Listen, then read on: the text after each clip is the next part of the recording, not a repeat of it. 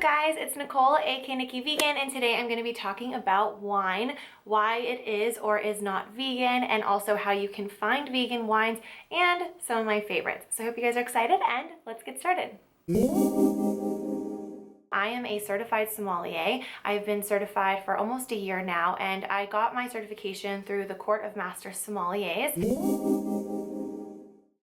In order to make the alcohol in wine, you have to have yeast and you have to have sugar.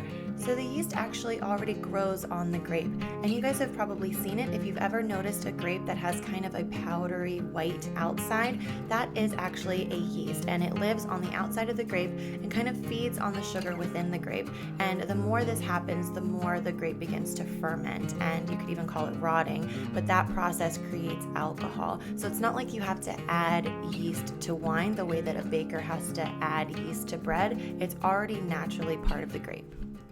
The yeast essentially eats the sugar and converts it to alcohol. And this is a gross analogy, but it's something that my wine teacher always said, and it really stuck with me. You can imagine like the little yeast, it kind of eats the sugar and poops out alcohol. That's just how I remember it.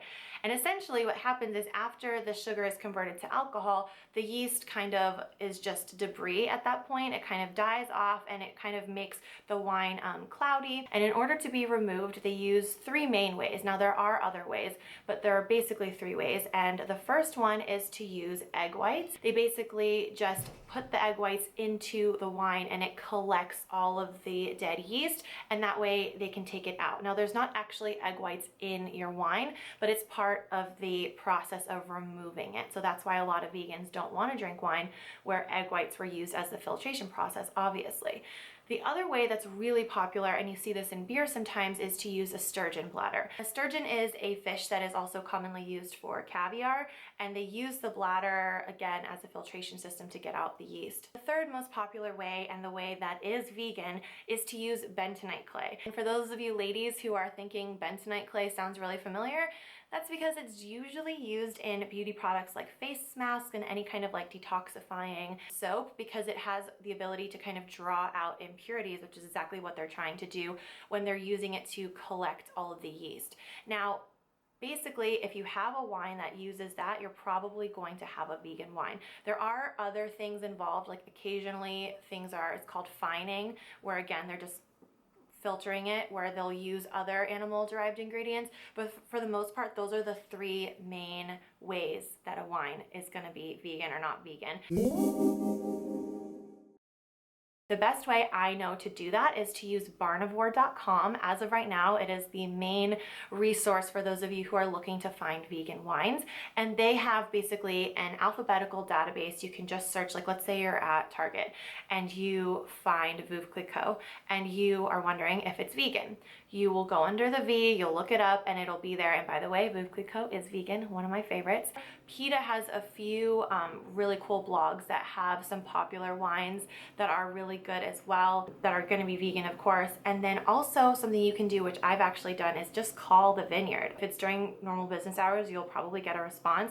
You might not get it right away. It's funny because you call and you would think that they would just know, like it's a simple yes or no, but there's so many different stages of winemaking, so many different processes. And in some instances, you know, it's grown in one area and then those grapes are bought and they're produced in a different area, and just the whole manufacturing process has so many steps, and it's not necessarily always going to be the same.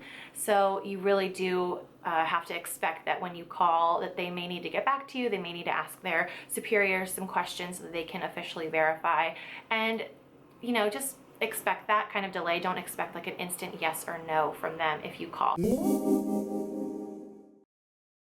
Today I am drinking a wine by Chloe, which is something you guys have probably seen at Trader Joe's, and I'm pretty sure at Whole Foods and Target. Those are the three main places I tend to shop, so I've definitely seen it at all three of those places.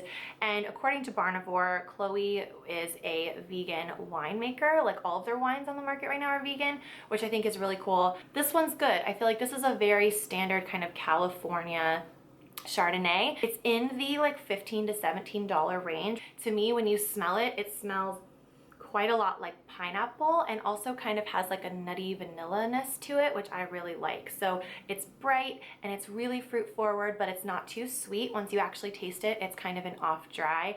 And I think it's really, really good. There's a subtle kind of like nutty sweet finish, but not sugary sweet. It's just kind of like a very pleasant aftertaste, not too acidic at all. It's definitely something you can just drink on its own with, you know, just like at a party or something. It's not something that requires some food because it has so much acid, but it also goes really, really well with food. Any vegetable side dish, any salad, anything like that would be really good with this. A veggie quesadilla too would be really good with this as well. I hope that you guys have enjoyed this video and found it helpful. I want to know what kind of questions you guys have about vegan wine or about finding wine. I am planning on doing a red wine taste test really, really soon, and I filmed a taste test with the girls from the Vegan View where we tried vegan wines from Target. Cheers! Cheers. It smells like cranberry to me. It's really good. It tastes like it has bubbles. Really Why is rosé pink? So I hope you guys are excited about these upcoming videos. They'll just be periodically. I'm not gonna do them every week or anything like that. Just as soon as I find a great wine that I can't wait to share with you, I'm gonna put it on this channel because I know that finding a great affordable vegan wine is tricky and I wanna be the person to help you with that. So I hope you guys have a great day. Thanks for watching and I'll see you next time. Bye.